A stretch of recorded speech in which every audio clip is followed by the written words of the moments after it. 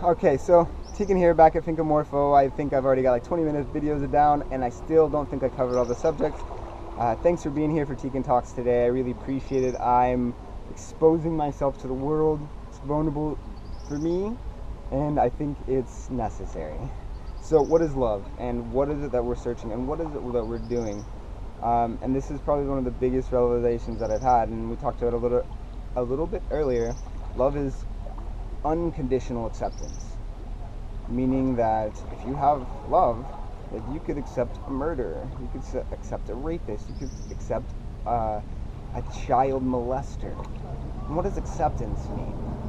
Well, acceptance almost just means treating them equally, treating them as a person, treating them like you would treat anybody else, and not treating them differently because of what they are or what they did. This can be extremely difficult because we live in an extremely dark world in which things that are happening are extremely twisted, to a point where it can almost drive people crazy, and the forgiveness is almost like a secondary thought because you're going crazy on how twisted things are. But it's also a feeling. It's also a feeling of tranquility and purity, and all I can describe it is from my personal experience and what I see in every single person. We have what's called, and I've gained a lot of this from a lot of the wonderful books that I've read, the Four Agreements, the Celestine Prophecies, Conversations with God, Anastasia and the Ringing Cedars of Russia, all of which are powerful, powerful books with deep, deep messages inside of them. And love, it's partially conscious acceptance, but it's also energetic. It comes from the space right here. And through our culture, mainly a culture in which stigmatized male-on-male contact, hugging, that's love, right? A hug is love. And now we have culture that loving is weird, but internally we desire it. And so this is something that was brought up to me by David Magic Hands in the nature of biology and the nature of culture. And so our biology is most similarly related to the baboan monkeys, or the baboas. I'm not saying it right. We'll look it up. I'll post it again. And they have sex 30 times a day with all different ages and sexes as a greeting. And culturally, like say we're not even looking for sex. We're just looking for touch, a nice touch, a nice hug, an intimate look into the eyes, a real look into the eyes.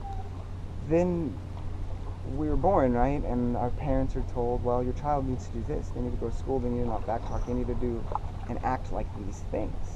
And then we have what's called domestication.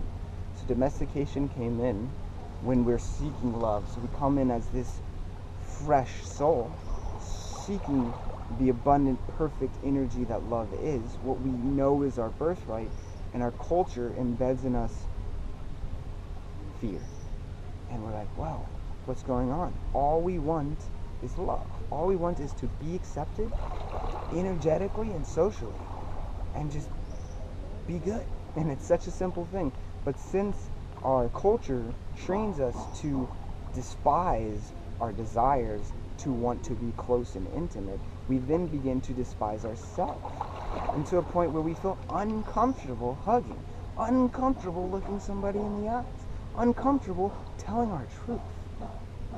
So the key and the biggest hardest thing is, first you have to love yourself, because without loving yourself, then you're not doing the thing to you in which you want everybody else to do to you as well.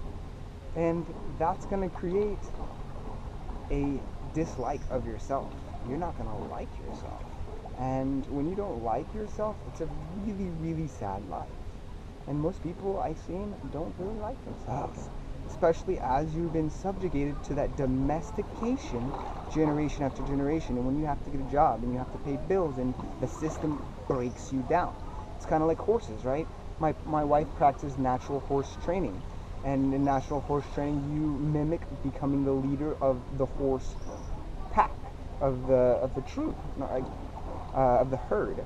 And you do that through mimicking the leader's behavior. Well, in our culture and in common culture, you break the horse. You use force, fear, and intimidation to break every bit of willpower inside the animal, and that's what culture and our parents try to do to us.